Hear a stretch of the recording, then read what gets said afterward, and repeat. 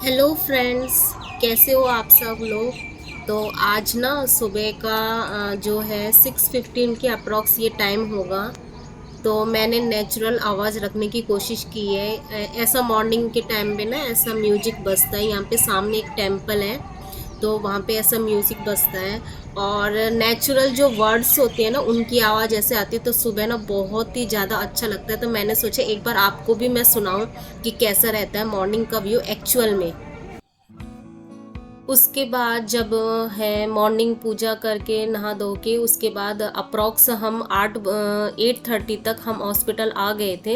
क्योंकि मैंने previous video में आपको बताया हुआ था ना कि मुझे अपना डेली रूटीन जो चेकअप है फुल बॉडी का वो चेकअप करवाने के लिए आना था। तो फिर हम हॉस्पिटल आ गए थे। तो ये ना हॉस्पिटल भी है और एक जो मेडिकल कॉलेज है वो भी है। तो ये जो सामने की बिल्डिंग अभी मैं दिखाऊंगी।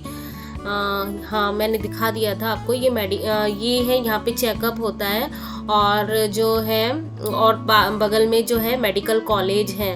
तो मतलब शांति है, ज़्यादा भीड़ भाड़ इलाका नहीं है, इसलिए हम यहाँ पे ही आते हैं। और रीज़नेबल प्राइस में भी होता है। और मतलब ये है कि टाइम पे आपका हो जाता है, नहीं तो बहुत जगह पे ऐसा होता है, बहुत भीड़ सी रहती है। तो यहाँ पे ना हस्बैंड मुझे हंसा रहे थे, जिससे मेरा ना जो लेते हैं ना ब्लड लेते हैं वहाँ पे मेरा दर्द में मेरा ध्यान ना जाए, इसलिए हस्बैंड मुझे हंसा रहे थे। उसके बाद हम आगे थे। मेरे बेटे का ना जो है पेरेंट्स मीटिंग भी था, तो हमें 10:30 तक पहुंचना ही था। तो फटाफट सारा सब कुछ काम करके, ज़्यादा दूर नहीं था वहाँ से इसका मेरे बेटे का स्कूल।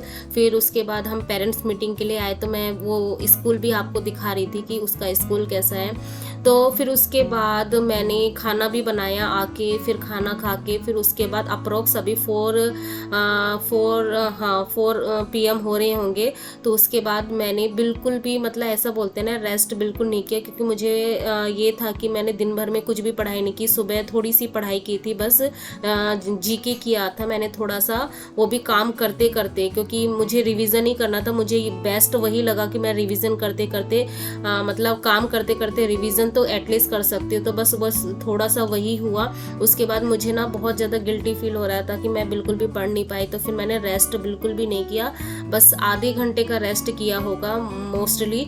उसके बाद फिर मैंने अपना स्टडी स्टार्ट कर लिया। तो वही मैं जो है अभी जो पवन राव सर हैं उनकी वीडियो देख रही थी कि थोड़ा सा ना रेस्ट भी हो जाएगा और ज़्यादा ब्रेन पे वो प्रेशर भी नहीं पड़ेगा।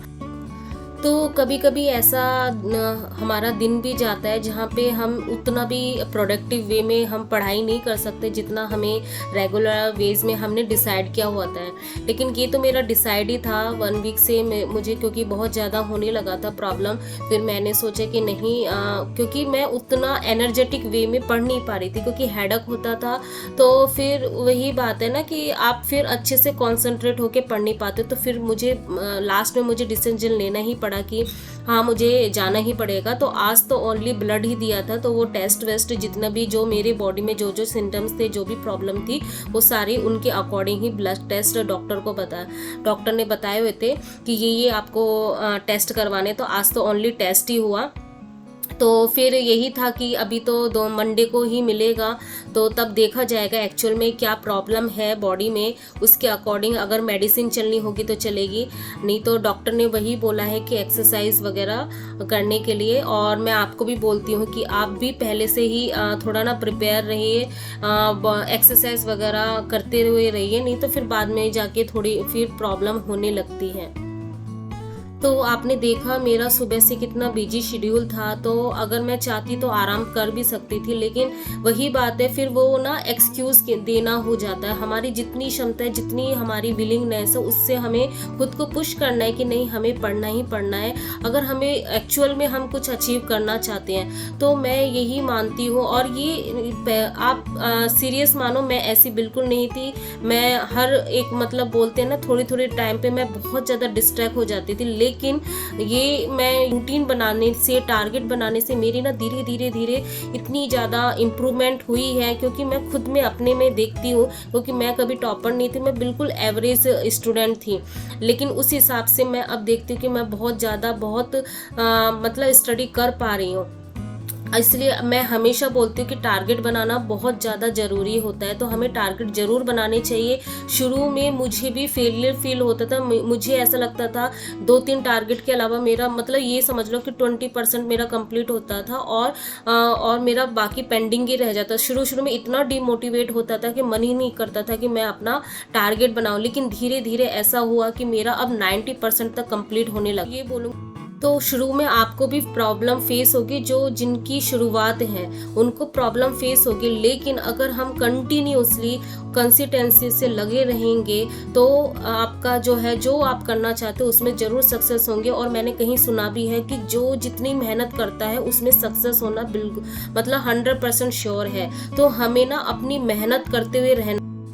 तो आपको लेटेस्ट न्यूज़ ये भी पता होगा कि जो सीजीएल है, जिनका एग्ज़ाम बोल रहे थे थोड़ा लेट होगा, लेकिन उनका एग्ज़ाम डेट भी आ गया 9 सितंबर। तो इसलिए मैं बोलती हूँ अपनी स्टडी को ना कंटिन्यू आप रखो, क्योंकि एग्ज़ाम डेट का कुछ नहीं पता कब वो डिसाइड हो जाए, फिर हम पछताते हुए रहेंगे। जैसे सीजीएल वालों का हो रहा है, उनको लगा था कि नहीं थोड़ा लेट होगा, अब उनके पास ओनली 1 मंथ का टाइम है। तो ऐसे ही एग्ज़ाम डेट कब आ जाएंगी, इसलिए कंटिन्यू आप अगर स्टडी हुई करते हुए रहेंगे तो आप अपना भूलोगे नहीं, और एटलीस्ट आपका सिलेबस एग्जाम डेट से पहले होगा। तो जब एग्जाम डेट आएगी तो आपको पूरा फुल्ली फोकस्ड होके प्रैक्टिस करने को मिलेगा, और विदाउट प्रैक्टिस तो आप सोच ही नहीं सकते कि आपका एग्जाम क्लियर हो पाएगा।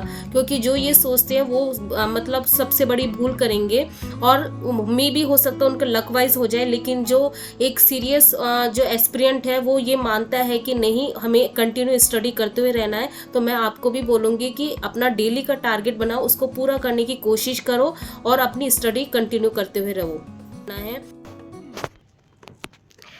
तो आज है 3 अगस्त, और जो हमारे 30 डेज चैलेंज का 28 डे है। तो मॉर्निंग में मैं शेयर नहीं कर पाई थी, तो अभी मैं शेयर कर, क्योंकि मॉर्निंग में इतना टाइम ही नहीं था, जैसा कि आपने देखा पूरा दिन बिजी था मेरा। तो फिर अभी मैं बता देती हूँ आपको क्या क्या मैंने आज कंप्लीट किया है और क्या मेरा टारगेट था वो भी। तो कॉम्प्लेक्स एनालिसिस जो मैंने पेड बैच स्टार्ट किया है, मतलब उसमें स्टार्ट हुआ है कॉम्प्लेक्स एनालिसिस, और मैं बता देती हूँ मेरा पेड बैच क्या है। पेड बैच का नाम है द कोच एकेडमी, ठीक है। और मेरा सब्जेक्ट मैथ है, काफ़ी लोग वही पूछते बार बार। तो उसमें जो है मैम ने कॉम्प्लेक्स एनालिसिस स्टार्ट कर दिया। तो ये टॉपिक मैंने पहले भी आपको बताया है कि पिछले मंथ मैंने ये किया हुआ है, तो ये फिर मुझे अंडरस्टूड है, तो मैम के साथ करूँगी तो और एक बार क्लैरिफाई हो जाएगा, इसलिए मैंने इसको स्टार्ट कर दिया। अभी रिंग को स्टॉप कर दिया मैंने, ठीक है। तो ये वाला स्टार्ट, तो इसकी एक वीडियो मैंने देखी थी।